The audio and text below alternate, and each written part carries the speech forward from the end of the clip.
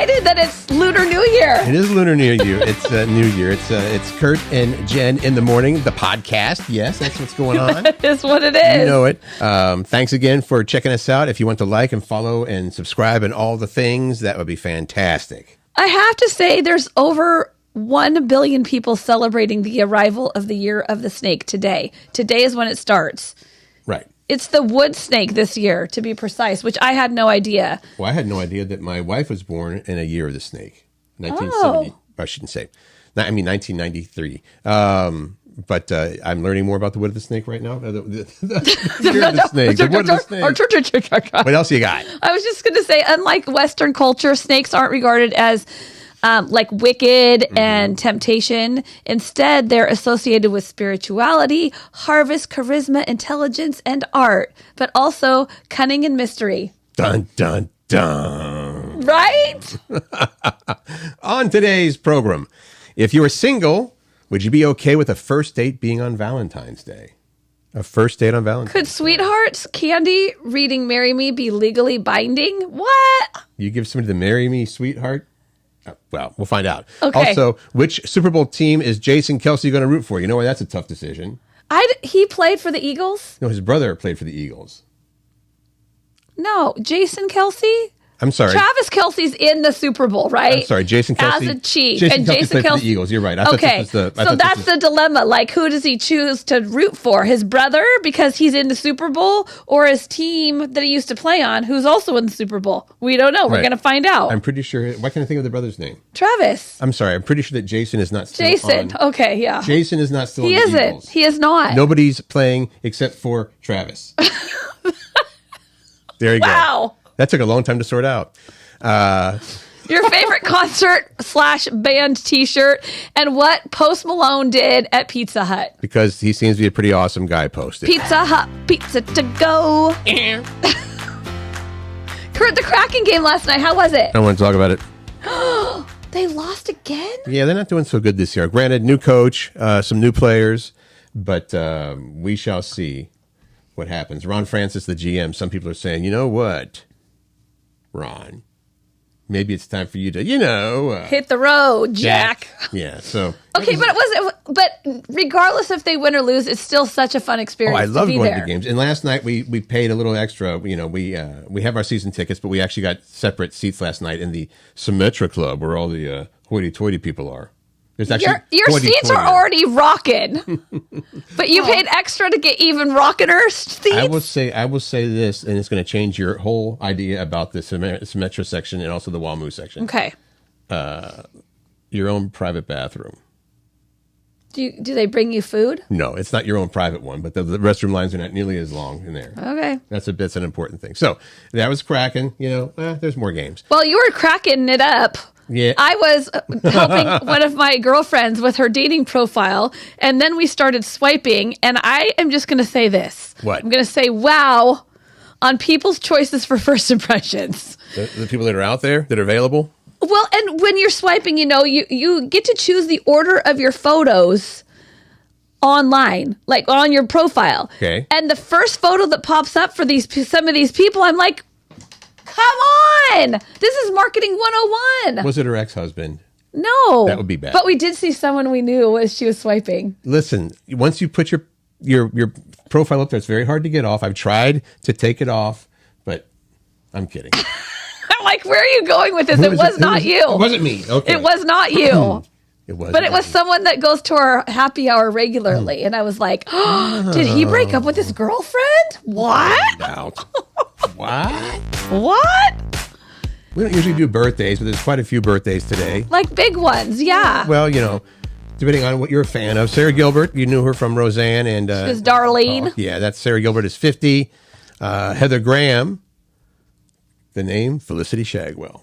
From Austin Powers. Yeah, and other movies. And she was also the stripper that Ed Helms gives his mother's Holocaust ring to in The Hangover. That's true. Speaking of which, Edward Burns, who used to date Heather Graham, is 57. Did we say Heather Graham's 55? Did you say that? I think so. Yeah. Oh, okay. Then we got Oprah. We put a little bit of jump up in age. Oprah is 71.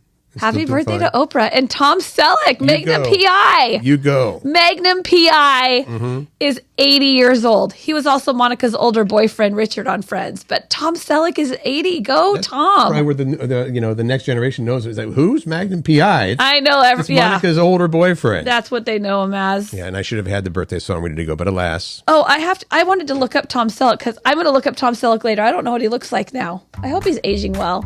He was a handsome old guy. Well, he's been doing some commercials and stuff. I think that he is aging well. Good. Okay. Happy National Puzzle Day. And I say this only because I love me a jigsaw puzzle. And so there's this article on, it's National Puzzle Day. Here are tips from experts. Okay. If you have done a jigsaw puzzle at any point in your life, this comes from the land of duh. Okay. That's what I was wondering about. Optimize your environment because you need a well-lit flat surface. Well, no crap. You're going to do a jigsaw puzzle on a not flat surface? How about start by flipping all the pieces face up? There are some people that do puzzles face down and just base it off the pieces, which makes no sense to me. I don't like that. Sort the pieces into groups like edges versus corners, then break it down by color. Okay, that's puzzling 101.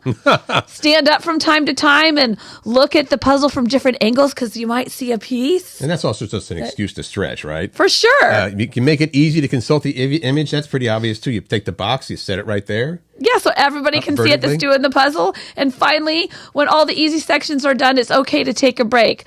Now, I don't agree with this part. Don't force other people to keep going if they don't want to. I'm like, we got to finish the puzzle. Do not go to bed yet. Of course you don't.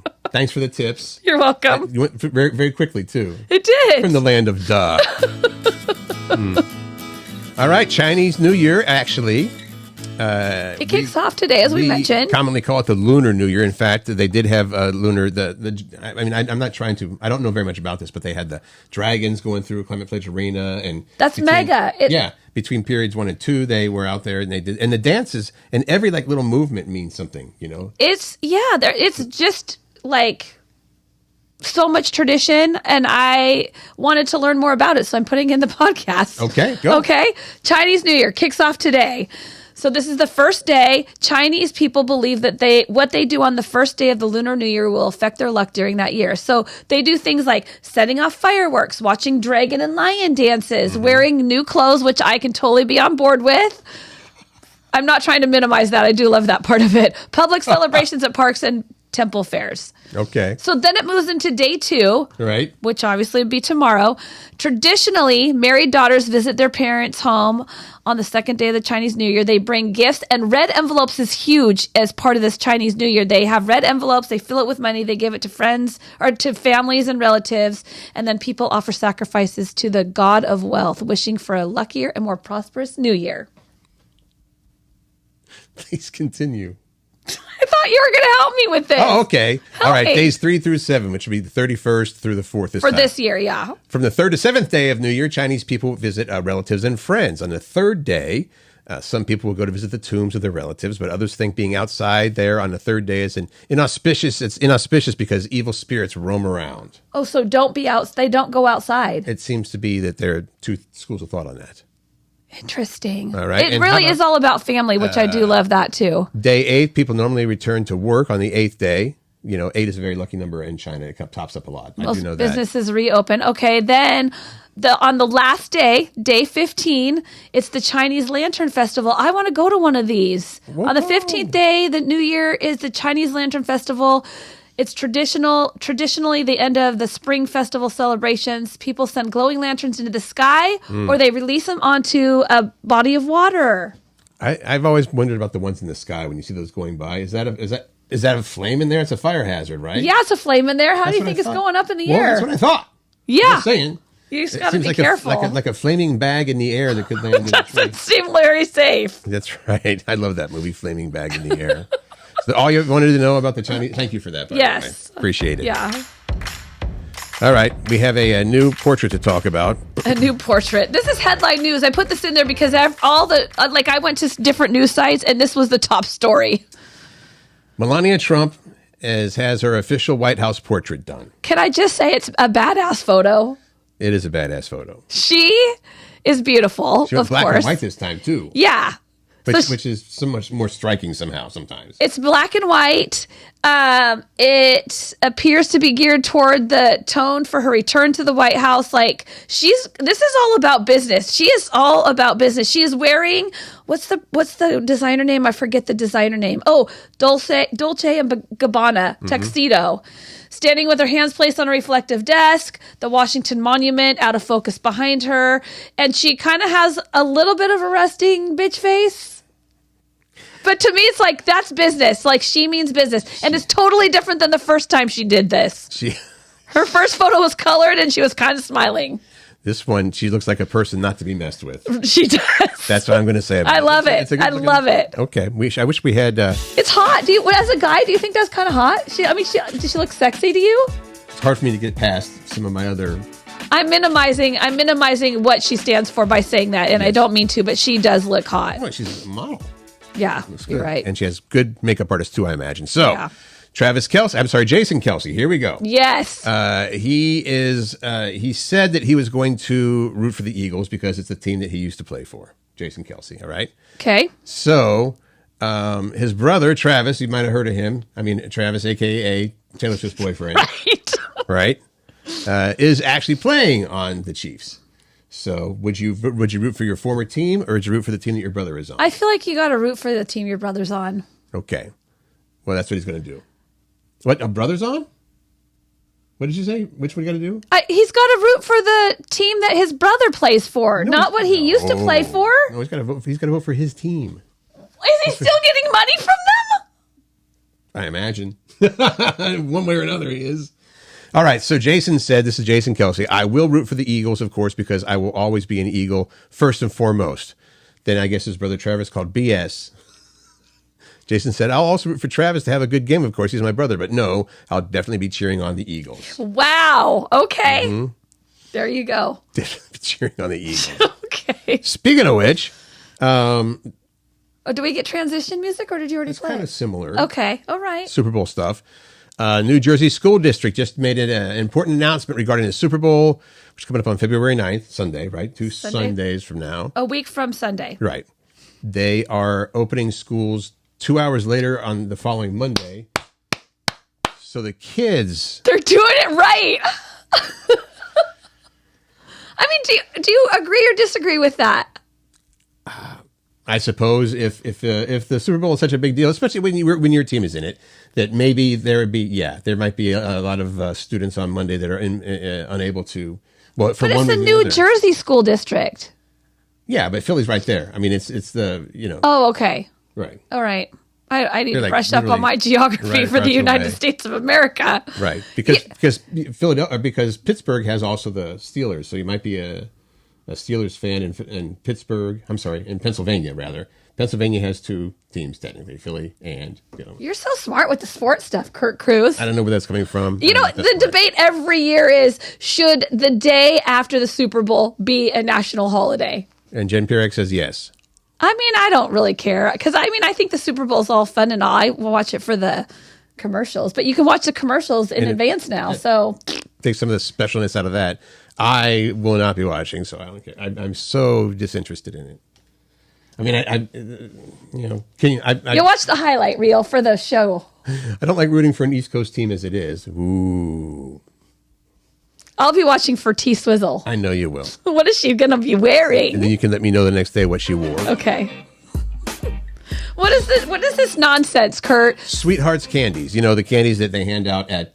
These are the conversation hearts? Those? Yeah. Well, the ones that say... conversation love you, hearts. LUV, you. Conversation hearts. Evidently, there is one that says marry me, and perhaps, someone hands you that marry me candy heart next month, you might be legally bound. Come on. What are you even talking about? Might need to sign a prenup. Sweethearts just launched a jokey ad campaign claiming their candy hearts with messages are legally binding. They're not really. Okay. All right. So if you scan a marry me heart, I see you can scan the hearts. The actual candies? Well, how does this work? They added a feature to their website where you can scan their hearts with your phone. On the website. And it helps you follow through with the pledge. Got it. If you scan marry me, it leads you to a site that helps you get married online. A move-in heart helps you hire movers, and a forever heart helps you buy a heart-shaped gravestone. That's what it says.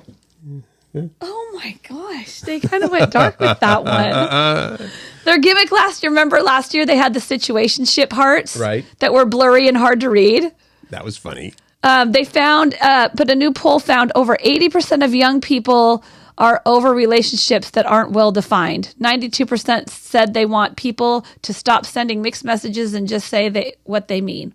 Amen. That's a good idea. Amen to that. Here, keep going. I think I've got some more appropriate music for this next story. We should go with. That's all I have for the conversation. Well, Hearts. there's another Valentine story. Oh, okay.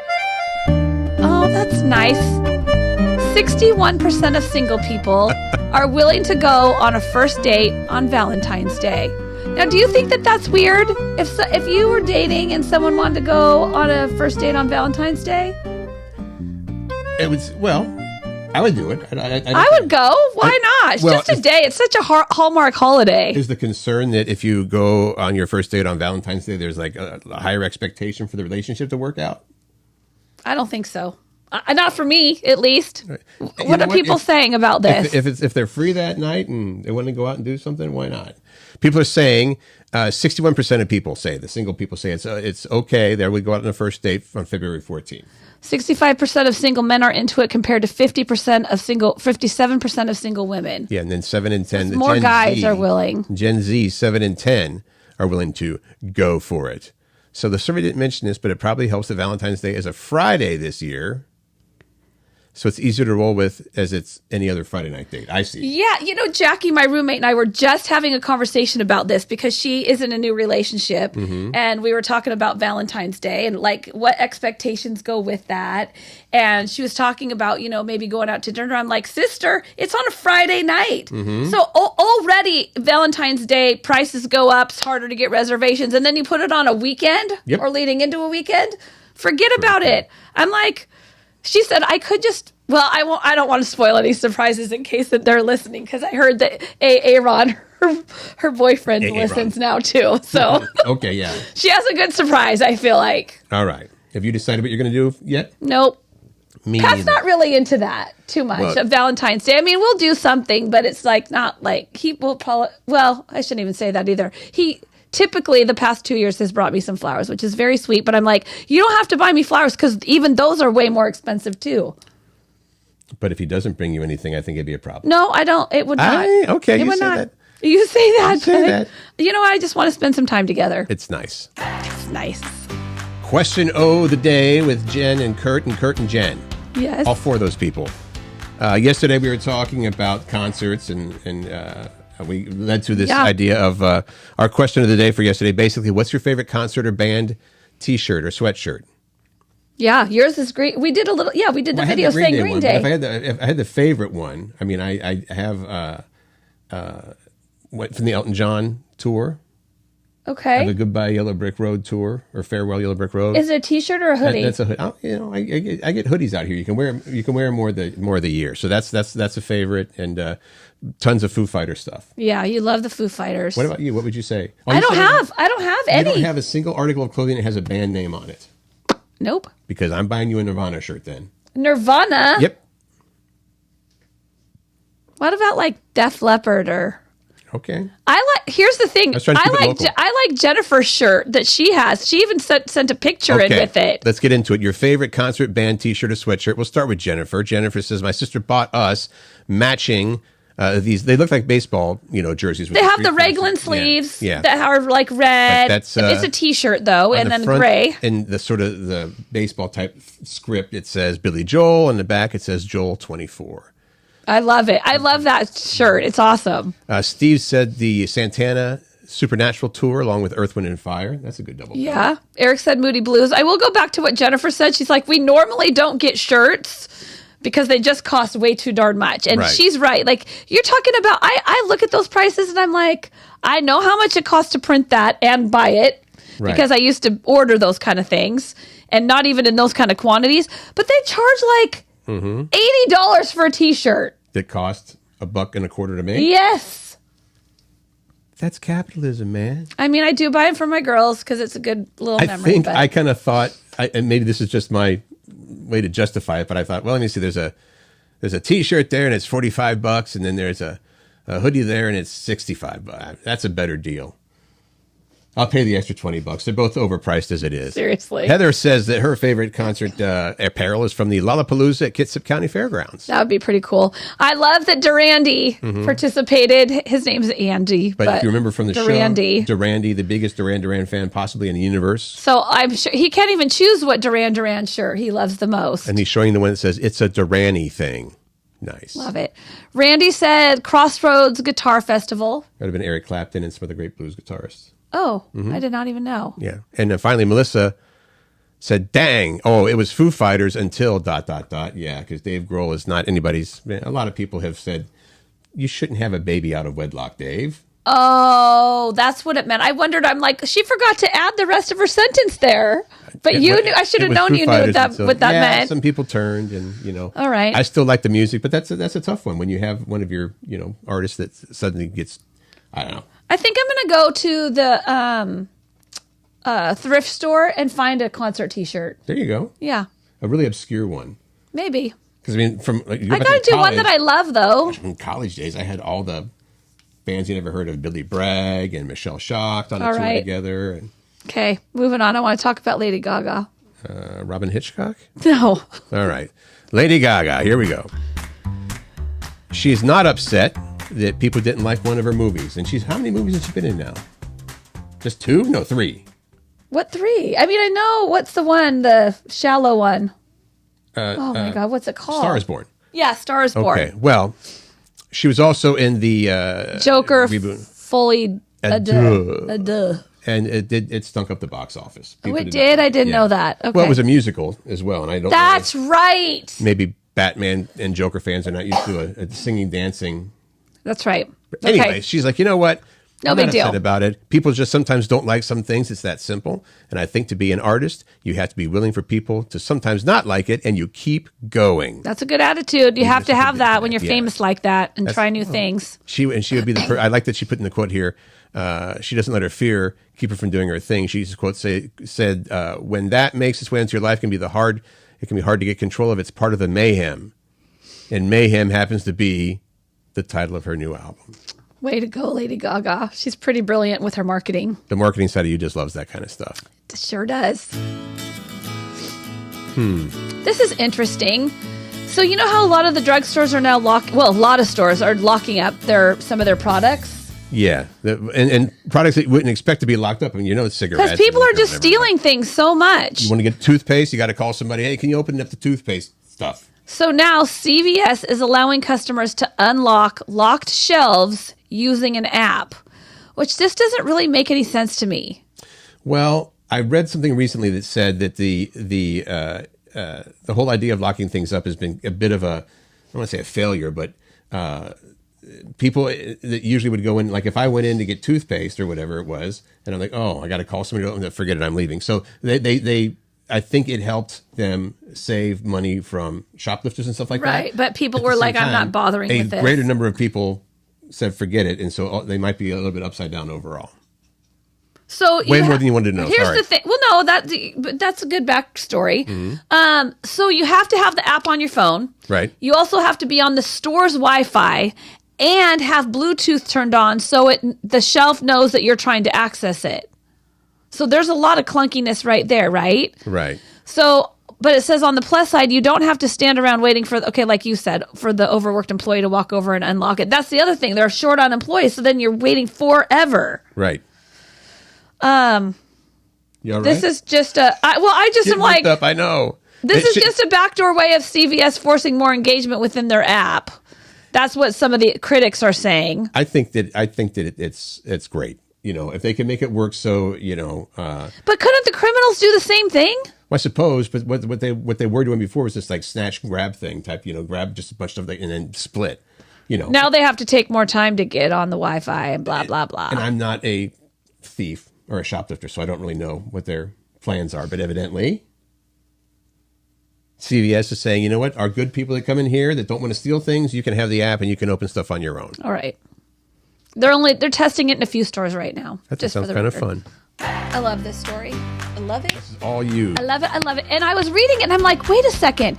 Didn't he familiar. do this before? Like recently? So Post Malone popped into a Pizza Hut in Cottonwood Heights, Utah on Saturday. So just this past Saturday. It's just outside Salt Lake City. Apparently he has a home there. He calls it the most amazing place ever. Anyway, he knocked on the door 30 minutes before they opened. Google says that it was 10 a.m. on Saturday. So it's been about 9:30 in the morning. Right.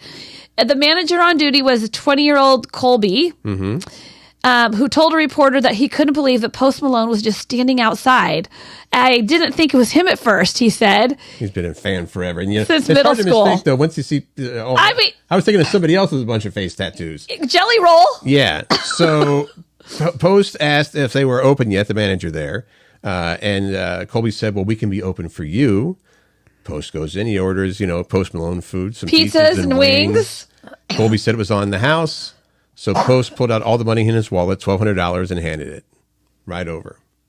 Here you go. $1,200 for some pizza and wings to this Colby kid who's 20 years old. Colby said he kept $800 for himself and gave the rest to his coworkers who were there. There you go. He had some medical bills to pay and he really needed it. And that, like you said before, the last time that Post did something like this was Christmas Eve. He tipped a single mom $20,000. I love that Colby said that he is a really genuine person and one of the coolest dudes he's ever met. Mr. Well, Post. yeah, if someone hands you $1,200 for making a pizza, I'd say you're pretty cool too. You're the coolest person I ever met. Okay, you go ahead. I don't know what the response will be on this, but I want to find out. Oh my gosh, Curt was like, you're putting this question in, really? And I'm like, yes, I think it's an interesting one. Here's the question of the day. Are you prepared to answer it yourself? I don't really have any place, but I will answer it. Where's the most uncomfortable place you've had sexy time? And don't go with that old newlywed game joke. I'm just going to leave it at that. What is it? You know it. No, I don't. I don't know what you're talking about. I was trying to keep it off the what's the most uncomfortable place you ever did it? That'd be in the butt. You've never seen that? That's not the answer, by the way, although it might be accurate. You're saying the most uncomfortable location. Let us know. It'll be posted up there for you to enjoy. I'm going to go ahead and say, make good choices. Find joy. Not in the butt. And spread kindness and y'all. Laugh. For sure, laugh.